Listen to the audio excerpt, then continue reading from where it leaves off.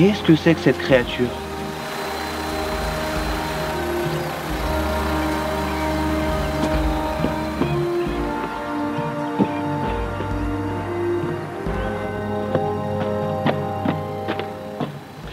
Bonjour, messire. C'est qui ce fou? C'est quoi cette tenue? Mais quel est cet étrange animal que voici? Bah, c'est un drone. Auriez-vous vu mon aigle, cher Kaz? Un aigle? Va voir aux aigles du Léman, tu vas peut-être en trouver un. Mais où se situe donc ce château? Bah viens, on t'accompagne. Il est bizarre quand même. Bonjour monsieur Travers. Bonjour. Bonjour. On a rencontré cette personne sur notre chemin. Bonjour monsieur. Bonjour, messire. Il a l'air perdu. Je suis fauconnier et j'ai perdu mon aigle. On m'a dit de venir ici. Ne l'auriez-vous point vu? Non, à vrai dire, mais en même temps, le parc est grand. Alors si vous voulez, on peut aller jeter un œil.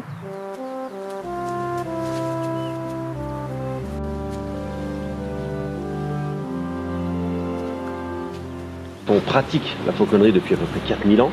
Le métier de fauconnier au Moyen-Âge a été développé parce qu'effectivement les rois, les seigneurs avaient besoin de chasser et d'entretenir les équipages. Après c'est tombé en désuétude, on l'a complètement perdu et le vrai métier a redémarré maintenant il y a une trentaine d'années avec les parcs comme les nôtres, les effarouchements où on va sur les aéroports pour faire fuir certains oiseaux. Donc les métiers ont énormément évolué ces dernières années en fait.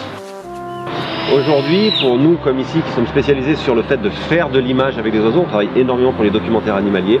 La miniaturisation des caméras nous a permis d'installer des caméras sur le dos des oiseaux et d'obtenir des images absolument magnifiques. Donc ça veut dire que le métier de fauconnier aujourd'hui nécessite non seulement de savoir dresser les oiseaux, mais de maîtriser un minimum la technologie. Quand je dis un minimum, c'est beaucoup plus que ça en fait.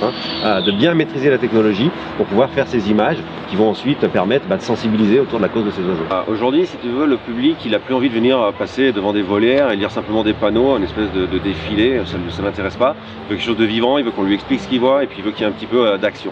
Donc ça, le spectacle correspond parfaitement à cette nouvelle habitude du public. Et pour nous, et surtout pour les oiseaux, le spectacle, c'est un avantage énorme, c'est que ça nous permet de faire voler les oiseaux en liberté, de les faire sortir. Donc eux sont mieux dans leur tête.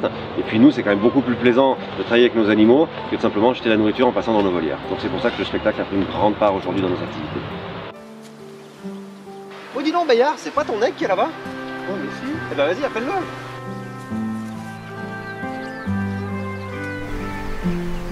Ah, te revoilà enfin.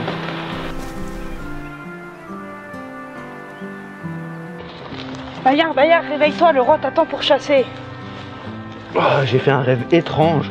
Il y avait une créature bizarre tenue par des bougres dans une tenue ridicule. Oh, arrête donc de rêvasser, va chercher ton aigle. Cela m'a donné une idée pour mon fidèle compagnon.